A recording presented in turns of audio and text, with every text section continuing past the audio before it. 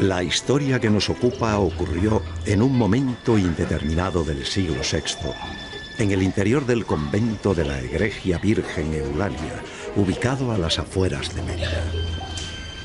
Allí vivían un grupo de monjes que tenían a su cuidado a varios huérfanos de la ciudad, a los que instruían en las labores de la vida religiosa.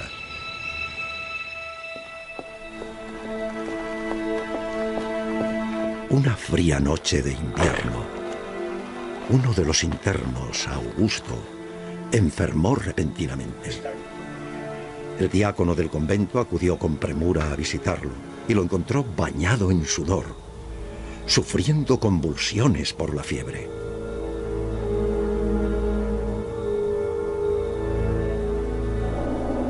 En un momento dado, los allí presentes vieron cómo el pequeño se quedó con los ojos en blanco y por unos instantes su alma pareció abandonar el cuerpo.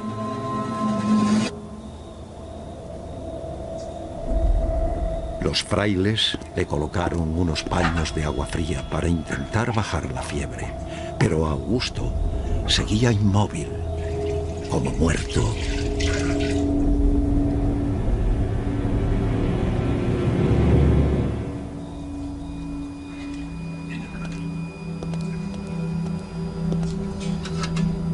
Le colocaron un espejo frente a la boca. Y cuando vieron el vaho empañando el cristal, supieron que aún había posibilidades de salvación.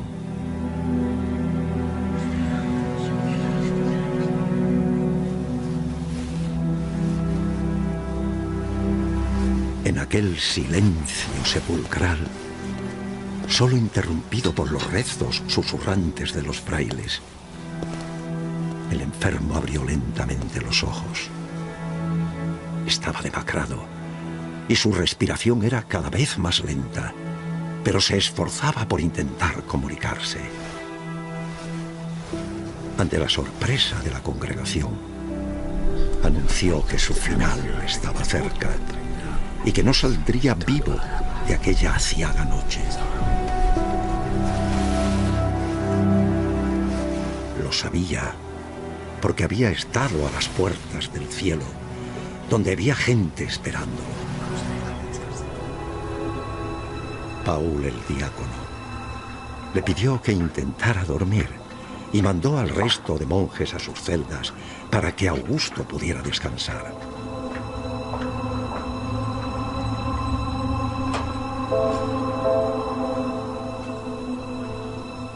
Pasada la medianoche, el niño cerró los ojos para no volver a abrirlos jamás. Su dulce rostro, aunque ahora muerto, mostraba cierto sosiego, como el viajero que duerme sabiendo que al despertar partirá hacia un destino mejor.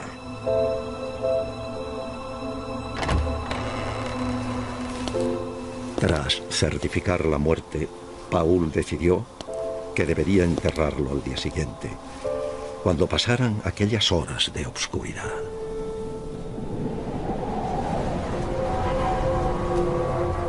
Ninguno de los niños expósitos se había enterado del trágico suceso. Por eso cuando uno de ellos, Veraniano, se despertó escuchando a Augusto llamándolo por su nombre, no le extrañó. Pero lo que en un principio parecía una llamada, terminó por convertirse en un lamento a veces agónico y a veces lastimero.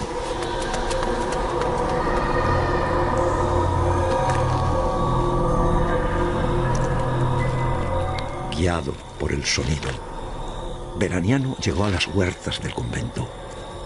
Fue allí donde vio con claridad a Augusto bañado por un claro de luz de luna. Aunque un niño no sabe lo que es la muerte, sí sabe lo que es un fantasma. Por eso Veraniano reconoció al instante que el allí presente no era exactamente su amigo. Y eso solo podría significar que algo terrible le había ocurrido.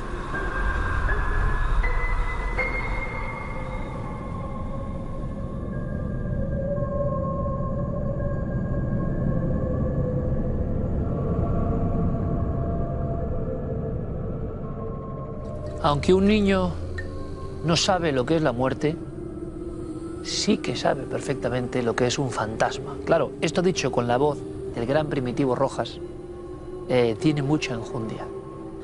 Nos mete en otra órbita, en otra burbuja, que es lo que pretendemos con esta sección. Inmaturi. Javi Pérez Campos va a darle toda la densidad documental a estas historias, que no son elegidas porque sí, ni mucho menos. Don Javier, bienvenido. ¿Qué tal, Iker? Buenas noches. Inmaturi, tu criatura. Nunca mejor dicho lo de criatura. Sí, sí. Lo que más te pasa en una circunstancia vital muy especial que sabemos lo que es. Sí, sí, además fue totalmente casual aparentemente, que es como sucede en las mejores historias, ¿no? Cuando nacen mis dos hijos, Mario y Chloe, hace 3 años, pues de pronto la vida se complica un poco porque ellos van a la UCI, pasan un mes complicado, literalmente en ese limbo casi que es la UCI neonatal, entre la vida y la muerte. Allí nosotros, Celia y yo, mi mujer, somos testigos literalmente de padres llorando a las puertas de ese lugar, noticias durísimas, los médicos diciéndote que las noticias allí son buenas hasta que dejan de serlo, porque es muy difícil, ¿no?, la estabilidad, digamos, de un recién nacido en esas características. Nosotros, por suerte, fue todo perfecto, salió todo bien, estuvisteis muy pendientes, Carmen y tú, y fue una cosa y todo el equipo, ¿no? Y fue nos ayudó mucho. Pero justo en ese periodo, Iker, en ese periodo de tiempo de baja también paternal, ¿no?, donde uno está muy pendiente de sus hijos, donde está constantemente despierto prácticamente, porque cada 3 horas estábamos despiertos, bueno, pues yo empiezo a leer todo tipo de cosas y de manera casual, como digo, porque este libro aparece de manera casual, yo no sabía que este relato iba a aparecer en este libro, era un libro sobre las cosas que ocurren en Mérida, vidas un poco del siglo VI, relatos del siglo VI, pero que aparentemente no tenía nada que ver con fantasmas. Bueno, pues resulta que una noche, mientras tengo a mi hijo Mario en brazos, 3 de la mañana aproximadamente, yo estoy hojeando este libro y de pronto aparece esta historia que acabamos de ver, ¿no? Y es un poco el inicio de un viaje, Iker, que se prolonga durante unos 3 años aproximadamente, en el que yo me meto a fondo a investigar el mundo de las apariciones de niños desde la antigüedad. Fantasmas de niños que son los más temidos, que no es solo cosa actual. Ahora podemos pensar, a todos nos vienen las imágenes, ¿no?, de las gemelas que se dan la mano en el pasillo del Hotel Overlook en El Resplandor, de la niña que sale para vengarse de un pozo en The Ring, del niño paralítico, ¿no?, que tira la pelota al final de la escalera. Esas imágenes que son arquetípicas modernas y que pueden parecernos relativamente nuevas, pero que en el fondo eran las mismas imágenes que nos aterrorizaban hace siglos. Y aquí tenemos una buena muestra de todo ello. Por eso me siento tremendamente orgulloso. Estaba mirando ahora a Javi Pérez Campos y ustedes entenderán la sensación esa, no sé si de hermano bastante mayor o algo así, pero claro, yo decía, este chaval que lo teníamos ahí con 17 años y lo subimos, o menos, no lo sé, a hablar en la cadena SER, y que ahora publica otro de sus bestsellers, que seguro que va a ser un pelotazo, pero que no es porque sí. Y yo esto hablo mucho con Javi. Hay libros porque sí, hay gente que hace libros porque sí, y gente que no hace libros por hacer. Y esto nacía de una circunstancia, como él ha contado, yo no sabía que lo iba a contar, sinceramente, una circunstancia tan profundamente vital, tan tremenda, en esa delgada línea, ¿no?, donde todo se afina, cuando tenemos problemas de verdad, de los de verdad. Todo se afina, y claro, ¿cómo es Javi Pérez Campos? Permítanme. Pues alguien que cuando está con su hijo está leyendo un libro del siglo VI en Mérida. Claro, es que eso es por algo. O sea, esa decisión, son muchas decisiones anteriores y una forma de ser.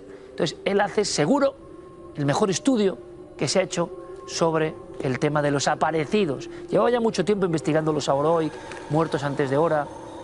Pero claro, es lógico, Javi, es lógico. Yo lo veo una coherencia tremenda. Bueno, y además sí que hay un viaje personal que tiene que ver precisamente con que este tipo de casos, yo creo que a ti también te ocurrió en su día,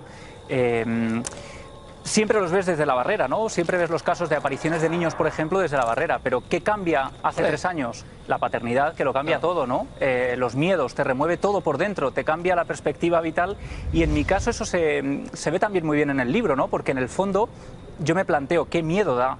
Porque da mucho miedo el arquetipo de la imagen del niño, la sombra del niño que es nos el fantasma observa. que más miedo da, siempre. Siempre, y sabemos además en el programa que se han tomado medidas excepcionales para combatirlos desde la Edad Media, desde la Antigüedad. Pero con el nacimiento de los niños veo el cambio también de que quizá el fantasma del niño nos aterra porque vemos ahí reflejado lo más antinatural que puede ocurrir y porque vemos reflejada también nuestra propia fugacidad, ¿no? Si un niño puede morir, podemos morir cualquiera de nosotros, ¿no? Y por eso el libro también, de alguna manera, es una especie de memento mori. Es un recuerda que cada día es un regalo y que tenemos que disfrutarlo. Por supuesto, Javier. Por eso quizá, desde las primeras crónicas fantasmales de todos los tiempos, la presencia del infante que vuelve es diferente, especial, remarcable. Este caso en concreto, y como todo lo que nos vas a contar, tiene la información que tiene sobre la mesa, la investigación de Javi, porque hay un sentido a estas apariciones también. Si hollamos en la arqueología y en la historia y la antropología, encontramos nexos impresionantes, Javi. Sí, además hemos elegido esta para abrir la sección porque de alguna manera también reivindica la historia del fantasma como algo que no nos es para nada ajeno. Siempre se ha dicho que la creación casi del fantasma es algo de origen anglosajón, y sin embargo en España, en este caso, tenemos, como digo, una de las primeras crónicas, si no la primera, de la aparición de un niño. La aparición de un niño... Puede ser el primer niño fantasma ibérico. Sin duda. Es el primero hasta la fecha, por lo menos del que tenemos constancia de manera tan clara, y aparece en este tratado. Es un tratado, Iker, del siglo VII, Vida de los Santos Padres de Mérida. Es una hagiografía, pero es también una crónica de una época del siglo VI, y además, fíjate, dice en la sinopsis de este tratado, dice: toda la obra ofrece un vivo panorama de la sociedad urbana, los conflictos religiosos y políticos de finales del siglo VI, y es una valiosísima información de algunos edificios de Mérida contrastada por las excavaciones arqueológicas de las últimas décadas. Y de eso te voy a hablar ahora, porque yo, cuando supe de esta información, me fui para Mérida.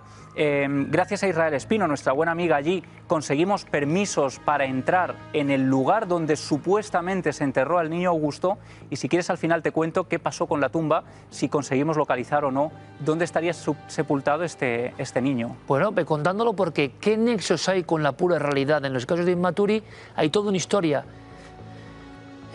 transportada en el tiempo por la propia humanidad, por el propio culto local, pero luego hay, de repente, cosas que casi se pueden tocar y medir, ¿no? Aquí hay algo muy interesante, Iker, y es que hubo varios testigos de la aparición del pequeño Augusto, no solo Veraniano, que es el que aparece en la recreación, sino que el texto gracias al cual conservamos esta información, dice: mientras el cadáver de Augusto yacía sin enterrar en la celda en que había muerto, a altas horas de la noche, el mismo Augusto llamó a gritos desde fuera por su nombre a un muchacho de su misma edad llamado Quintiliano. Es decir, hay un niño de su edad, de unos 7, 8 años, que se despierta porque oye la voz de Augusto en el patio llamándole por su nombre. Esto además resulta realmente estremecedor, porque presuponemos que el fantasma de un niño no tiene cuerdas vocales, ¿no? ¿Cómo llamó, cómo despertó a su pequeño amigo? Él lo tuvo claro, pero en el caso de Quintiliano él estaba realmente aterrorizado. Él sabe que esa llamada no es una llamada ordinaria y decide quedarse en el pequeño catre en el que él está pernoctando. Sin embargo, su amigo fantasma, Augusto, como no consigue despertar a Quintiliano, vuelve a llamar, esta vez a Veraniano, al que veíamos en la pieza. Y fíjate, el texto dice: al oír y reconocer su voz, un niño inocente y sincero, llamado Veraniano, es decir, se especifica que era un niño bondadoso, que no tenía imaginación para inventar estas cosas, se levantó y al salir fuera tuvo la gracia de ver a Augusto en persona, de pie, con una vestidura blanca, pero preso del terror no se atrevió a llegarse hasta él, cuyo rostro juró que había visto con la blancura de la nieve. Primera descripción, además, muy arquetípica del fantasma del niño que vuelve, especialmente blanco, con cierto tocado, y quizás sea la primera crónica. Esto es alucinante, Javi. Pero es que, claro, efectivamente, hablamos del siglo VI, es decir, estábamos hablando antes de esa imagen del genial Manuel Romo, ¿no?, que ha recreado esta historia, que nos recordaba el espinazo del diablo. Totalmente. Ese niño fantasma al lado de un obús, que también ha muerto a destiempo. Estaba pensando yo en don Guillermo del Toro, buen amigo de este programa, tú lo sabes, con ese inicio brutal, que es un fantasma. ¿Qué es un fantasma? Pues aquí lo tenemos. Y además, Iker, Augusto, y esto los espectadores seguro que lo reconocen, tenía todos los elementos para aparecerse como fantasma. Primero es un inmaturi, un niño muerto además en extrañas circunstancias. Exacto. Y también es un insepulti, porque es un niño que yace su cadáver todavía en el lecho de muerte, pero no ha sido enterrado. Y esto es muy interesante porque, fíjate, aquí lo bonito es que en esta sección vamos a ver cómo historiadores, antropólogos, se van dando la mano para intentar explicar un fenómeno. Hay un texto de Ana Suárez Fernández en los estudios, una revista, Estudios Medievales Hispánicos, fíjate qué bonito que exista esto, que se llama Un relato de fantasmas hispano-visigodo.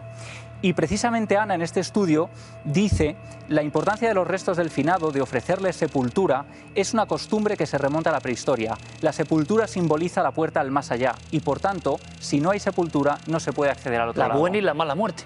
Exacto, y además la historia del muerto que no es capaz de seguir al otro lado. Muchos historiadores se han preguntado qué pretendía Augusto cuando despertó a sus amigos. Porque siempre está de fondo la historia de que el fantasma, el aparecido, el agoroi viene por algo, ¿no?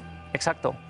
Pues lo más probable, Iker, por lo que sabemos, por la información que tenemos de otras épocas, tú recordarás las cantigas de Santa María, siglo XIII, hay una historia muy parecida en la que un muerto, mal muerto, se aparece y lo que quiere es decir dónde está su cadáver para que lo entierren. Es decir, que según la tradición histórica y tradicional de los fantasmas, cuando regresan después de haber muerto y no han sido bien enterrados, lo que están indicando es dónde está su cuerpo para que se le dé un entierro digno. Seguramente Augusto, con esa voz que surgía de la nada con el viento a la luz de la luna, estaba intentando que alguien le diera un buen entierro. Muchas personas creen que esto viene del romanticismo o como mucho de la época medieval. La historia del ensabanado que regresa para darnos miedo y avisar, tú también eres mortal. No, no, es que viene de mucho antes, es decir, viene del inicio, de los inicios. Pero crónica puntual, esta me parece un hallazgo sorprendente, Javi. Y tú te pones a investigar intentando llegar hasta el punto cero de esta historia, ¿no? Sí, sobre todo por saber, intentar distinguir si se trata de un relato sin más, que ya sería de por sí muy valioso, un auténtico tesoro, porque dentro de los relatos de fantasmas de niños, como digo, sería el primero, o si hay algo de verdad. Y claro, lo que descubre es que la vida de los Santos Padres es un texto hagiográfico, es decir, donde se resaltan los valores cristianos incluso de algunos de sus personajes, pero que a los arqueólogos e historiadores de la ciudad les ha servido para encontrar y para datar cosas auténticas que han aparecido después. Por ejemplo, hay una tumba, hay una historia que se cuenta y que durante mucho tiempo se consideró leyenda, que era la de un archidiácono llamado Eleuterio, que aparentemente estaba enterrado en la Basílica de Santa Eulalia. Y bueno, todos la tomaban como una leyenda sin más. Pero ¿cuál es la sorpresa de los arqueólogos cuando haciendo unas excavaciones en esa basílica aparece efectivamente la sepultura del archidiácono Eleuterio y que de alguna manera Iker sirve para dotar de veracidad a estas crónicas? O sea, que esa guía estaba muy acertada, era una brújula mucho más interesante de lo que pensaba. Bueno, y que se está utilizando. Mira, aquí la tengo. Esta es uno de los carteles, ¿no?, donde se recoge la historia de la tumba del archidiácono. Aquí está la tumba, fíjate. Y el cartel, cuando yo acudo a la basílica y me encuentro con ella, dice: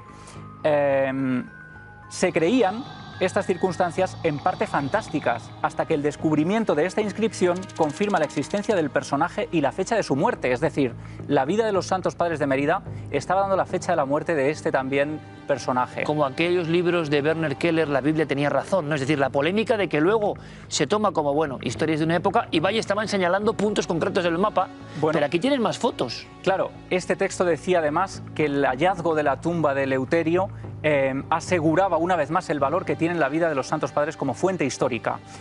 Claro, ¿cuál era el siguiente punto? Ir a buscar la tumba de un fantasma, Iker. Había que saber, claro, dónde había estado enterrado el pequeño Augusto. Lo que sabemos, según el texto original del siglo VII, el niño habría sido enterrado en los aledaños de la Basílica de Santa Eulalia.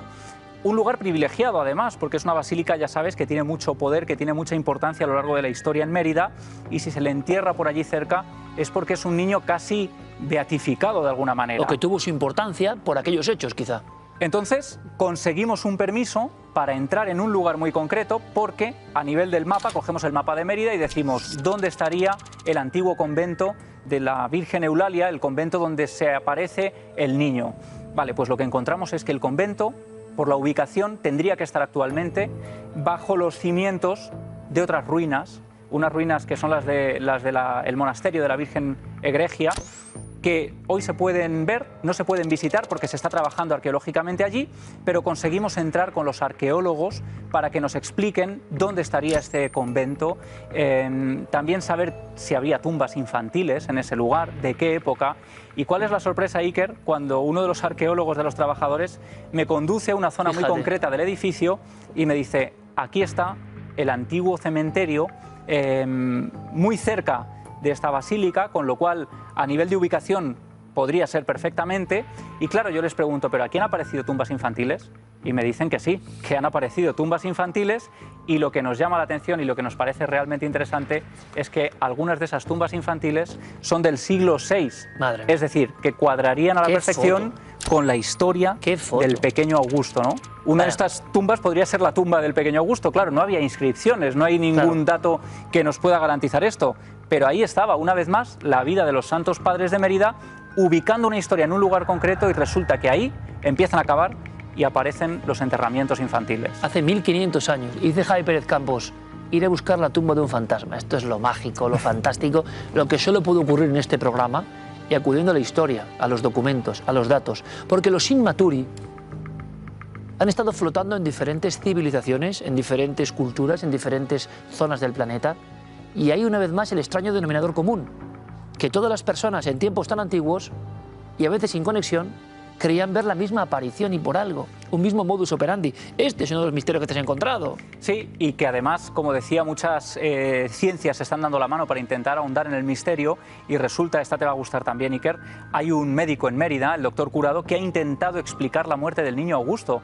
Gracias a esa descripción detallada de la sintomatología que él tenía, gracias al conocimiento de una especie de experiencia cercana a la muerte que también tuvo el pequeño Augusto, porque ahí se deslizaba en el reportaje, en esta pieza maravillosa, que él tiene conocimiento o se anticipa a la información de que va a morir esa misma noche, y eso es gracias también a que él está en un lugar casi paradisíaco. Eso que algunos médicos han vinculado con determinadas medicinas, con analgésicos, pero claro, en el siglo VI pocos analgésicos había. Y dice el doctor Curado que podría tratarse de algún tipo de delirio provocado por la fiebre. Pero esto demuestra también que la ciencia, la medicina, está intentando ahondar, intentando dar respuesta en este gran misterio que es la primera aparición de un fantasma, de un niño fantasma en nuestro país. Que no es poca cosa, Javi. Arqueólogos, médicos, historiadores, buscando las raíces y la verdad del primer caso de fantasma que se sepa, porque claro, podríamos decir, y lo que contamos la semana pasada, Javi, en el castillo que estábamos ahí, esas estelas de niños significaban algo, y los muñecos de Bolonia en Cádiz como protectores significan algo sobre los fantasmas. Bueno, iremos indagando. Claro, como primer relato, ¿no? Hombre, relato también armado, sería único. Alucinante. Se puede decir, hemos dado a luz la historia rotunda del primer fantasma español de niño. Y no es poca cosa. Javi, mucha suerte, que la vas a tener, por supuesto. Muchas y gracias. pronto más. Y claro, si tenemos a Primi encima contando las historias... Menudo lujo, ¿eh? Menudo lujo. Es que solo Primitivo Rojas nos mete en esa especie de esfera diferente. Gracias, Javi, por todo tu trabajo. Un placer, Iker. Muchas gracias. Un trabajo que surge de un momento vital muy emocionante, muy profundo, y que solo puede dar cosas profundas que sé que a ustedes les gustan. Continuamos, más cosas en Cuarto Milenio.